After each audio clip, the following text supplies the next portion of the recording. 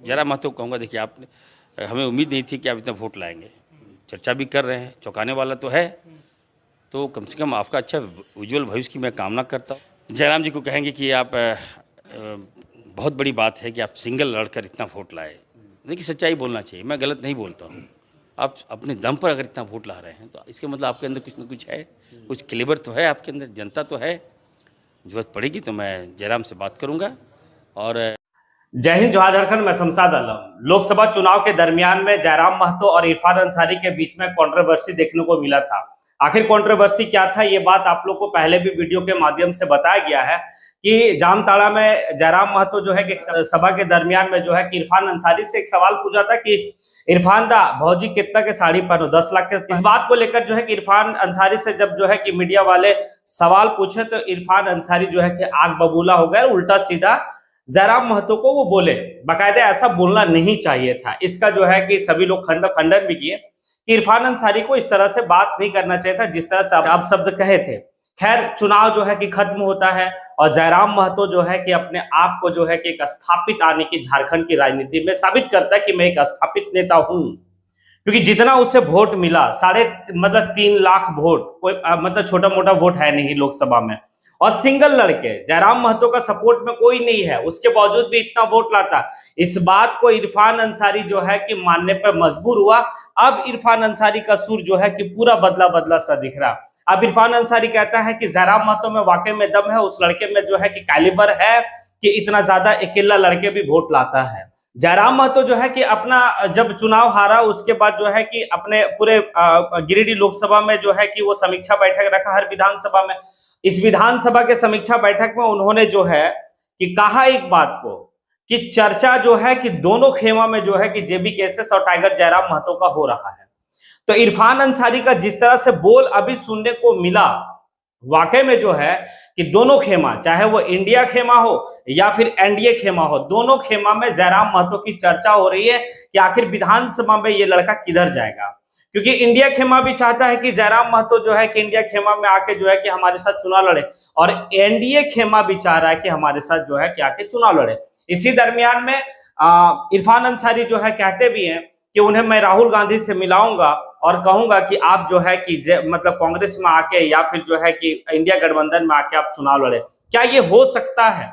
क्योंकि कहीं ना कहीं आप ये भी देखे होंगे कि चुनाव, लोकसभा चुनाव से पहले कई सभा में जो है कि जयराम महतो ने कहा है कि इरफान दा आप जो है कि आइए हमारे पार्टी में, आपसे हम टिकट बंटवाएंगे।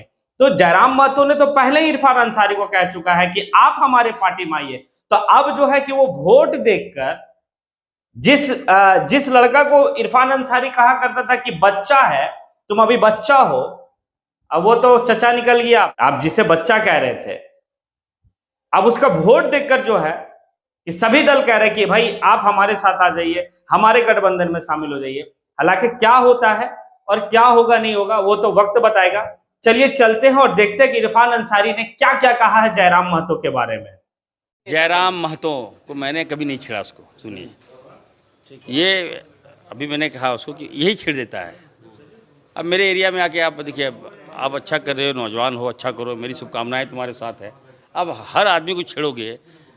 मैंने पीछे कहा कि हर घर में भैया हम लोग भी नेतागिरी करते हैं, तो सब घर में नहीं छेड़ते हैं, 2-3 घर छोड़ देते हैं। डायन भी 2-3 घर छोड़ देता है। बाबू अभी राजनीतिक कर रहे हो, सीखो। डायन जो सुने ना, डायन मतलब क्या होता है, वो भी 2-3 घर छोड़ देता है, उसके बाद अटैक करता है। तो राजनीतिक में आए हो, हर घर पे कम से कम इरफान अंसारी साल मेरा जमात है यहाँ। आदिवासी का सबसे बड़ा, आदिवासी का 18% हमारी जमात है, और महतो कितना है, 4%। अब हमारे बल पे, हमारे वोट के बल पे अब इरफान अंसारी को जाके मेरे एरिया में गाली दे दोगे? हम लोग गाली नहीं देते। देखिए हम लोग भी गाली देना जानते हैं, हम लोग गाली नहीं देते हैं, क्योंकि हम लोग कांग्रेस पार्टी से बने हैं। हमारा अपना कल्चर है, हमारा अपना संस्कार है। हम किसी अफसर को गाली क्यों देंगे भाई? वो संस्कार हम नहीं सीख सकते ना। मेरी शुभकामनाएं उनके साथ है। आप लाए हैं, अच्छी बात है। आप आगे आइए, आप राइज कीजिए, हम सपोर्ट करेंगे। मैं देखिए, मैं वो क्या नाम, जयराम महतो को कहूँगा, देखिए आपने, हमें उम्मीद नहीं थी कि आप इतना वोट लाएंगे। चर्चा भी कर रहे हैं, चौंकाने वाला तो है, तो कम से कम आपका अच्छा उज्जवल भविष्य की मैं कामना करता हूँ। लेकिन मैं इतना जरूर कहूँगा, राजनीति कीजिए तो संयमित राजनीति कीजिए, ज़्यादा एग्रेसिव मत होइए, और टकराइए तो भाजपा से टकराइए। हमसे क्यों टकराते हो? तो इतना टकरा चुके हैं कि हम दूसरे को, अब हम बानू तो हम गिनवा ग्रांत भी नहीं करते हैं। जयराम जी को कहेंगे कि आप बहुत बड़ी बात है कि आप सिंगल लड़कर इतना वोट लाए। देखिए सच्चाई बोलना चाहिए, मैं गलत नहीं बोलता हूँ। आप अपने दम पर अगर इतना वोट ला रहे हैं तो इसके मतलब आपके अंदर कुछ न कुछ है, कुछ क्लेवर तो है आपके अंदर, जनता तो है। ज़रूरत पड़ेगी तो मैं जयराम से बात करूँगा और मैं कहूँगा कि देखो यार, कन्हैया जी थे हमारे, क्या कृष्ण कुमार, वो भी यूथ की राजनीति करते थे, राहुल जी की शरण में गए, आ गए ना। आज कन्हैया एक नाम है, फेम है, लोग जानते हैं उसको।